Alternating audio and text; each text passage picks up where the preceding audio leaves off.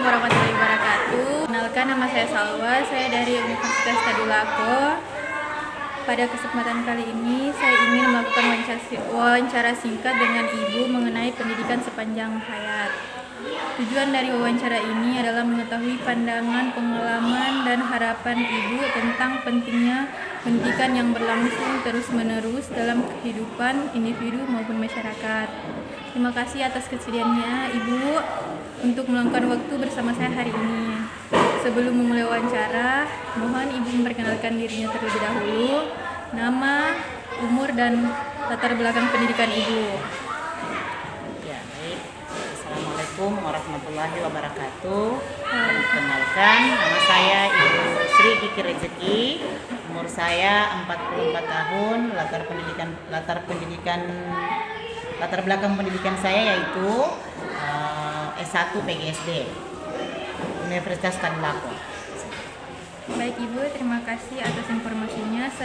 Sekarang saya akan mulai mengajukan beberapa pertanyaan mengenai pendidikan sepanjang hayat. Mohon izin Ibu untuk menjawab sesuai pengalaman pribadinya. Baik Ibu, yang pertama, menurut Ibu, mengapa pendidikan sepanjang hayat penting bagi individu maupun masyarakat? Baik ya.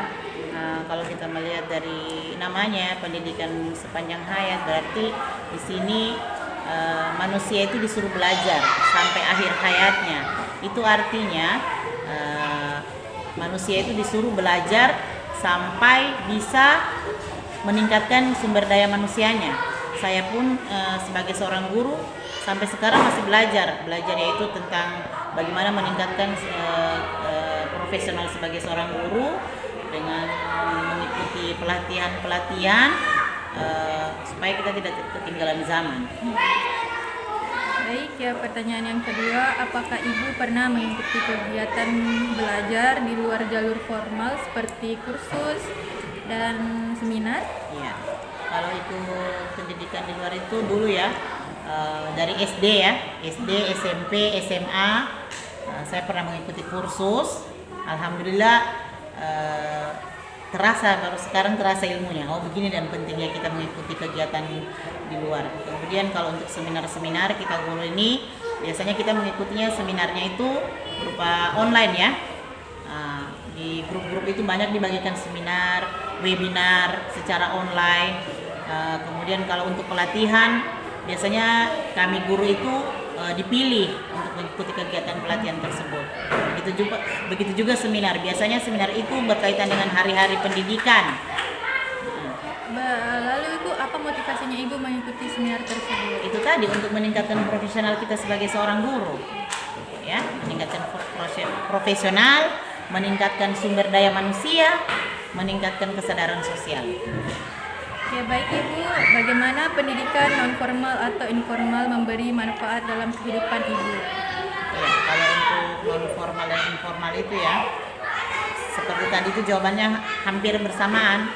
Nah, dia bisa manfaatnya, bisa meningkatkan keterampilan, kesadaran sosial, kesadaran psikologi manusia. Itu sih menurut saya. Oke, baik Ibu, pertanyaan selanjutnya, bagaimana pendidikan sepanjang hayat dapat diterapkan dalam kehidupan sehari-hari? Itu tadi, seperti mengikuti kegiatan seminar, mengikuti pelatihan. Kalau dari saya harus memulai dari diri sendiri. Bagaimana saya bisa meningkatkan sumber daya manusianya dengan tadi itu mengikuti seminar, rajin membaca, bertanya terhadap teman sejawat. Baik Ibu, kita lanjut ke pertanyaan selanjutnya. Apa tantangan terbesar dalam mewujudkan pendidikan sepanjang hayat di masyarakat kita saat ini? Kalau menurut saya sih sumber daya manusia, aksesnya, psikologinya seseorang. Terkadang kalau kita mau masyarakat diajak untuk ayo kita belajar, itu sumber dayanya, psikologinya, mungkin mental dan psikisnya yang tidak siap, sehingga itu merupakan tantangan kita. Kalau saya di kelas ini mengajar anak-anak yang biasa belum bisa itu, saya tanya kenapa orang tuanya mohon maaf tidak bisa juga membaca. Jadi itulah tantangan itu biasa berasal dari keluarga terdekat, lingkungan. Lalu bagaimana cara ibu mengatasi tantangan tersebut? Itu tadi tuh tantangan tersebut itu kita mengajak ya, dari hati ke hati, mengundang mereka, mengadakan sosialisasi dengan pentingnya bagaimana itu belajar, agar supaya kalau kita mengundang mereka sosialisasi, kita ceritakan itu bagaimana manfaat dari belajar sepanjang hayat, supaya bisa mengembangkan sumber daya manusianya, bisa mengembangkan hobi dan bakat. Karena biasanya masyarakat itu ketika dipanggil belajar, mereka pikir oh baca tulis atau matematika, padahal bukan. Di situ bisa hobi atau bakat yang terpendam bisa kita gali dari sosialisasi tadi itu tentang bagaimana pembelajaran sepanjang hayat. Karena masih banyak Ya, orang yang yang memendam awam, bakatnya. yang awam ya, yang dia tidak tahu bagaimana dia menyalurkan bakatnya. Iya, kalau mungkin punya bakat dia masih Ya, malu-malu. masih malu. Mungkin dengan kita mengadakan sosialisasi. Ya, mungkin ada yang Sekarang kan zaman apa sih namanya itu? Ini namanya era digital global kan. Iya. Jadi di sini di HP ini banyak sekali informasi-informasi. Kebanyakan manusia itu memegang HP itu hanya lihat-lihat informasi yang kurang bermanfaat ya.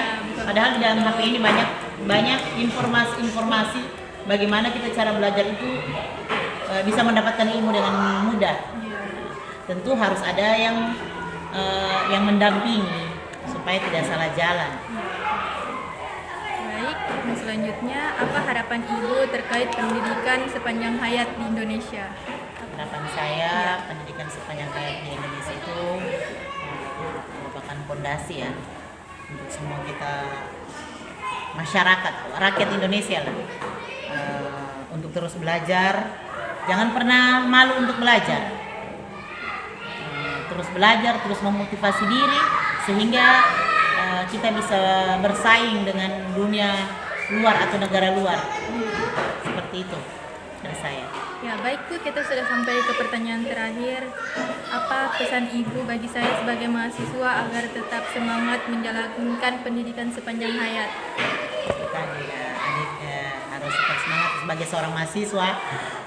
Pesan saya terus belajar. Jangan lupa membaca.